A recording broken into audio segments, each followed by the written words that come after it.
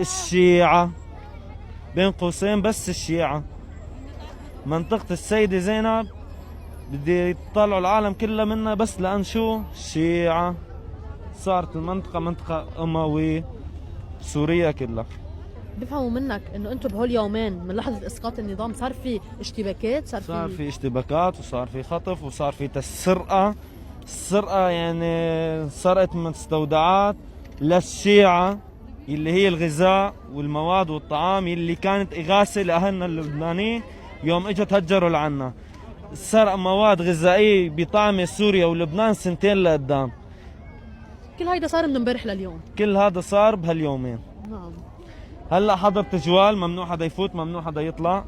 نعم. باوقات الليل الحظر بيصير من المغرب إيه. للفجر. بس انا اللي فاجأتني فيه هو قصه الاشتباكات، انه صار في دم، عم اشتباكات بيقولوا انه لا صار في وطق تحرير بشكل من دون اي اشتباكات. هاي بس نحكى انه التحرير بس شغل الاعلام، اكثر من هيك ما طب صار. خبرنا، ما نحن هون لتخبرونا الحقيقه. بس لا. انت بتاكد لنا انه صار في عمليه اسر وقتل في عملية أسر بمنطقه ولا سيدة زينب. الشيعة نعم. فقط الشيعة. في أخ لبناني كان مقيم بسوريا، امبارح بدقوا عليه الباب بدهم إياه، هو كان فال برا. دقوا على مرته وأولاده، لبناني هو. نعم. دقوا على مرته وأولاده، قال لهم وينه، ذكر اسمه بدهم إياه. صارت الشغلة شغلة طارات، إنه هذا كان مع الحزب وهذا كان مع الحرس الثوري. نعم. مع انه المعارضه او الفصائل المسلحه اللي اجت يعني تحت شعار التحرير والحريه والامان لكل السوريين دون استثناء، دون كل تمييز السوريين. طائفي. لا، في تمييز طائفي قطعا.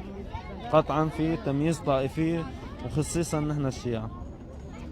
يعني اسرائيل امبارح ما هدت على الاجواء السورية، مضاد الصواريخ تبع سوريا كلها انضربت، ونحن جايين هلا على الطريق شفناها كلها مضروبة.